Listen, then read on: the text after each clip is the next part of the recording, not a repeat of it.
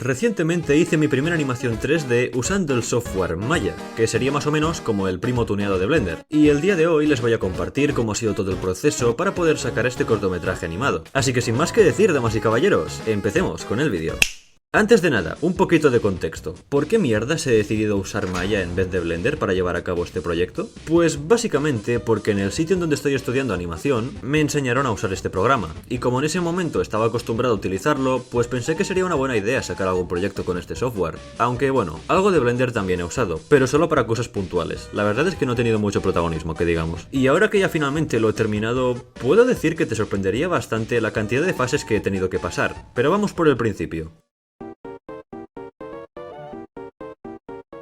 A la hora de empezar a plantear la dirección de este proyecto, francamente no tenía muy claro de qué iba a tratar, pero sí que en ese momento estaba bastante inspirado en varias obras con temática de robots, y de entre ellas la que más me influyó fue Murder Drones. Esta es una webserie independiente que quizás algunos de vosotros conozcáis, y a mí personalmente me gustó muchísimo por el estilo de animación que tenían los personajes, así que digamos que eso me ayudó bastante a decidir la dirección del proyecto.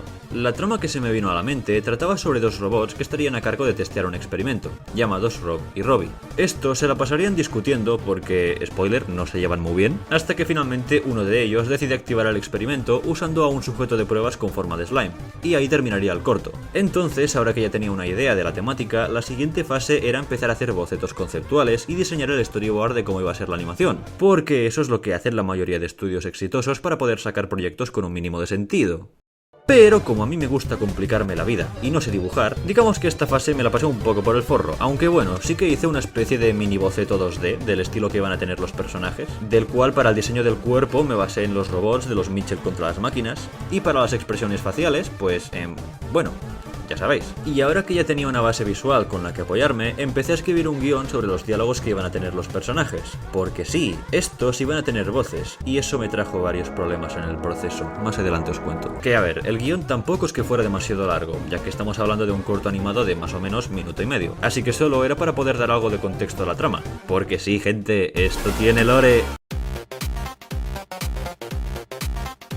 Entonces, ahora que ya tenía todo eso controlado, agarré mi boceto del personaje y me lo llevé a Maya para diseñarle su modelo 3D. Por suerte, como el concepto era bastante simple, no me dio muchos problemas con el modelado. Empecé esculpiendo cada una de sus piezas de forma separada, para luego ir ensamblándolas una a una y así conseguir el resultado final. Además, también les añadí una especie de lucecita a un lado de su pecho, que se iluminaría cada vez que los robots hablasen, ya que así me ahorro el pesado trabajo de tener que estar animándoles la boca por cada ruidito que hagan. Mentalidad de tiburón, socio, que por cierto, dato curioso, no tienen cuello. ¿Por qué?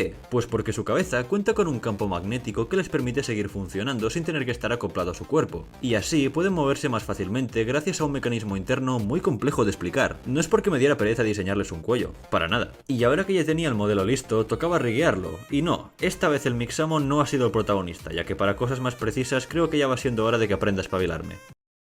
¿Verdad? Mira, esto es algo que aprendí cuando empecé a riguear, y es que como tal, tú no mueves los huesos de un personaje cuando lo estás animando. Lo que se anima en realidad sería una especie de controles que engloban a todo el personaje. Y esos controles están conectados a los huesos, para que cuando estos se muevan, los huesos también repliquen ese movimiento. Eso se hace básicamente para que luego, durante el proceso de animar, sea más sencillo manipular al personaje. Para que lo entiendas mejor, digamos que yo tengo un títere. Bien, pues su cuerpo vendría a ser los huesos, y la parte superior donde controla sus movimientos serían, pues eso, los controles. La única diferencia en el formato digital es que no hay hilos, va por Bluetooth. Entonces, cuando me tocó a mí hacerle el rig, como no soy un licenciado en el tema, simplemente improvisé algo rápido. Lo justo para que los personajes pudieran flexionar las piernas, mover los brazos y la cabeza de una forma mínimamente aceptable, y finalmente las expresiones faciales. Es que, literalmente, los únicos huesos que tienen serían los de las piernas. Todo lo demás es mediante controles puros y ya. Pero bueno, para lo que tiene que hacer dentro de la animación, para mí ya es más que suficiente. Aún así, también hay un pequeño personaje secundario que, ojo, este no es mío, es sacado de internet, que sería el sujeto de pruebas tipo slime. Principalmente decidí usarlo porque ya venía con su rig incluido, y además pensé que sería buena idea añadirlo dentro del corto para dar un poquito más de variedad.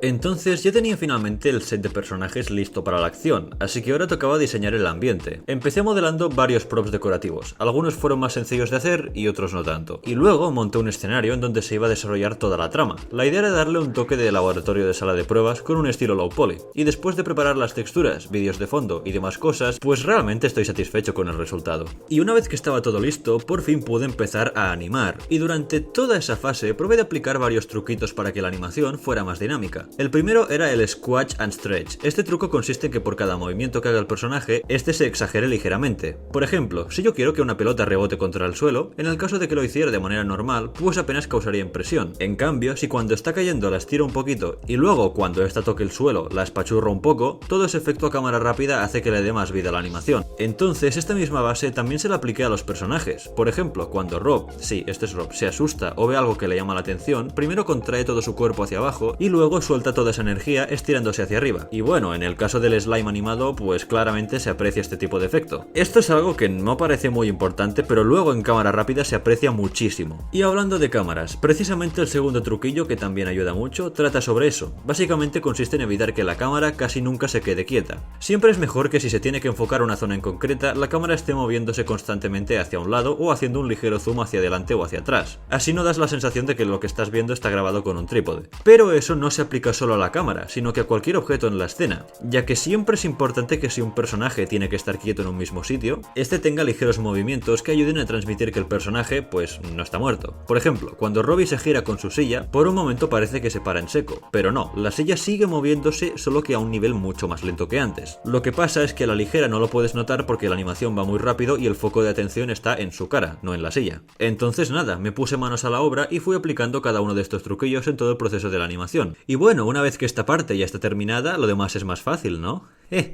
No.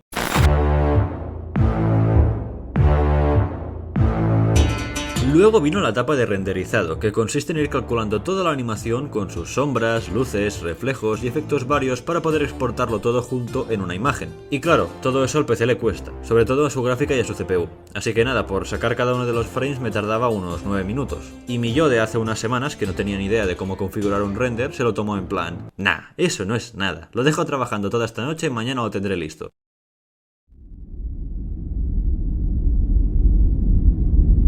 Lo peor de todo es que encima durante todo ese tiempo no puedes tocar el PC, porque ya bastante saturado que está con el renderizado para que encima tú vengas y le metas más cosas. Que por cierto, un inciso, ¿habéis oído hablar de las granjas de renderizado? Porque esa técnica es la que aplican los grandes como DreamWorks o Illumination. Y sí, es tal cual como te lo imaginas, consiste en tener como chorrocientos ordenadores renderizando 24/7. Así se consigue repartir el trabajo y se avanza más rápido. Bien, pues la cosa está en que yo también tuve que improvisar mi propia mini granja de renders. Esto gracias a que en la escuela donde estudio tenemos una amplia sala de ordenadores. Y claro, como tienen muchos, digamos que no les importó demasiado que alguien se pusiera a esclavizar unos cuantos. En total fueron 4 ordenadores y aún así tardaron como casi 5 días en terminar por completo. Entonces imagínate por un momento si hubiera renderizado todo en un mismo PC. Seguro que explota. Por suerte, cuando finalmente terminaron ya me pude poner a trabajar en la última fase del proceso: postproducción. Aquí hubieron varias cosas que dieron guerra, pero vamos por partes. Las voces. Os juro que intenté conseguir que los personajes tuvieran una buena voz en español, lo prometo. Pero es que no había manera. La idea era que la voz fuera generada con una IA. Ya sabes, para darle un toque más robótico. Y fui investigando por varios sitios en internet, pero no me terminaron de convencer para nada. Primero intenté usar a FAQ, pero apenas habían voces en español y no sonaban nada bien. Luego estuve buscando por otros sitios random hasta que finalmente me encontré con una función de Clipchamp en donde podías pasar de texto a voz, como si fuera un loquendo. Y curiosamente, en ese sitio sí que tenían unas cuantas voces en español. Lo que pasa es que había un problema. Bueno, más bien varios. Lo primero es que de esas voces, al menos desde mi punto de vista, no me gustó para nada el tono que tenían. El español me parecía demasiado artificial y sin vida, que a ver, dentro de lo que es una voz generada por IA, eso es bastante normal, pero no sé, para mí sonaba demasiado falso. Y lo segundo es que ya las había escuchado antes. ¿Sabes los típicos canales automatizados que cuentan historias de Reddit? Bueno, pues de aquí es de donde sacan esas voces. Así que como me estaba quedando sin opciones, y además habían un montón de voces generadas con IA en inglés que sonaban de lujo, decidí tirar por lo seguro y hacer toda la animación en inglés. Luego esa misma voz me la llevé al programa de Audacity para añadirles un efecto robótico y listo, quedó perfecta. Otro problema que me pasó cuando estaba editando fue que las imágenes que me sacaron los renders por alguna razón salieron sin su oclusión ambiental. Así que todo se veía muchísimo más claro de lo normal, y no os voy a mentir, quedaba feo. Y como no estaba dispuesto a esperar 5 días más para corregir ese fallo, intenté apañármelas dentro del editor de Filmora. Lo bueno fue que simplemente colocando una capa oscura y aplicándole un filtro de luz suave fue suficiente para darle el toque que buscaba. Así que ahora que ya sabía cómo arreglarlos, agarré todos y cada uno de los frames que me renderizaron los ordenadores, en total fueron unos 1916 frames, y los traspasé a un editor de vídeo para convertirlos en un solo archivo de vídeo.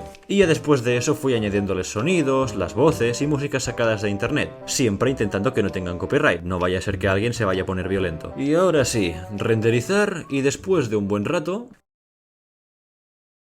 Finalmente está lista. ¿La queréis ver? Tranquilos, la vais a ver muy pronto.